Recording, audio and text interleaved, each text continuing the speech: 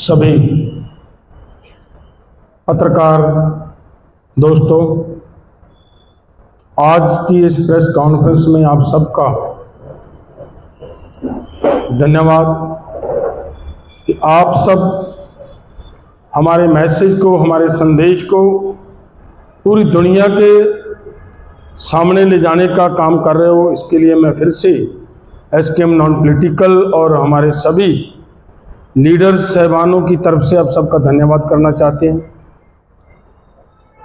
आज हमारी ये जो प्रेस कॉन्फ्रेंस हो रही है, इसकी मेन वजह ये है कि आप सबको, पूरे देश को इस बात का पता है कि 13 फरवरी से लेकर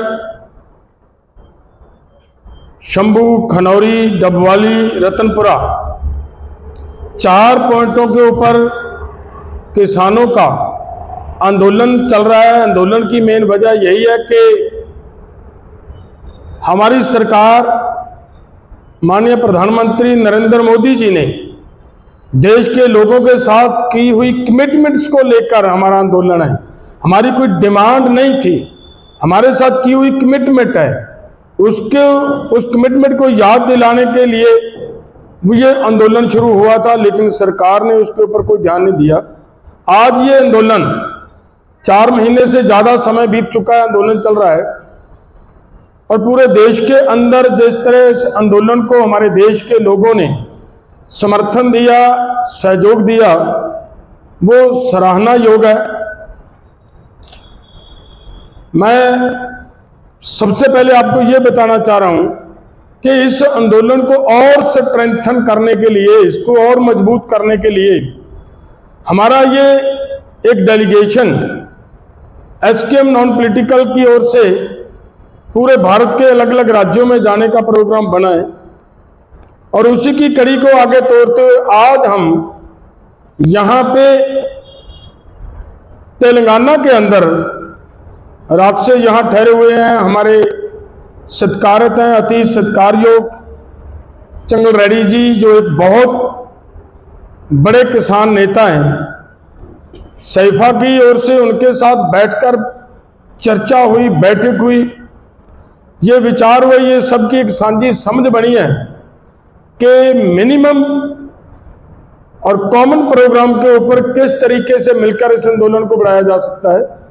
और उसके ऊपर यह विचार हुआ कि एमएसपी की डॉक्टर स्वामीनाथन की रिपोर्ट और एमएसपी की गारंटी का कानून, किसानों का लोन वेवियर और उससे आगे और भी कि किसानों की कॉस्ट ऑफ प्रोडक्शन कैसे कम की जा सकती है, तो इन बातों के ऊपर चर्चा हुई जिसके ऊपर सभी की सहमति बनी है।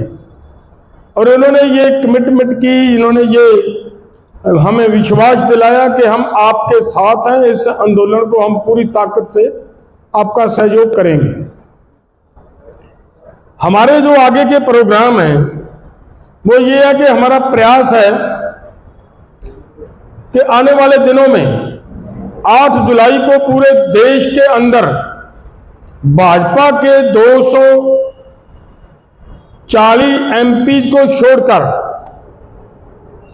बाकी सभी एमपीज को हम अपना मेमोरेंडम हैंडओवर करेंगे और उनको निवेदन करेंगे कि हमारी ये बातें, हमारी ये मांगे आप पार्लियामेंट के अंदर उठाएं, खास तौर पर विपक्ष वाले।